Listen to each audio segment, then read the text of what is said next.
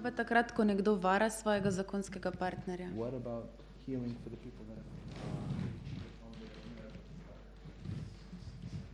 Forgiveness. Se pravi, gre za odpuščanje. Because you promised on the day of your marriage Na dan vajne poroke that you will love as Jesus loves. sta si obljubila, da bosta ljubila drug drugega tako, kot vaju ljubi Jezus. And when Jesus handed his life over In ko je Jezus predal svoje življenje in Gethsemane, v Getsemanju, Peter denied him, ga je Peter zanikal, je rekel, da ga ne pozna. Judas betrayed him, Juda ga je izdal and all the disciples fled. in vsi apostoli so ga zapustili.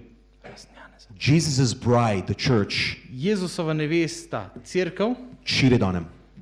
je v bistvu ga prevarala. And what did Jesus do? Ampak kaj je Jezus naredil? Forgive them, Father, for they not know what they do.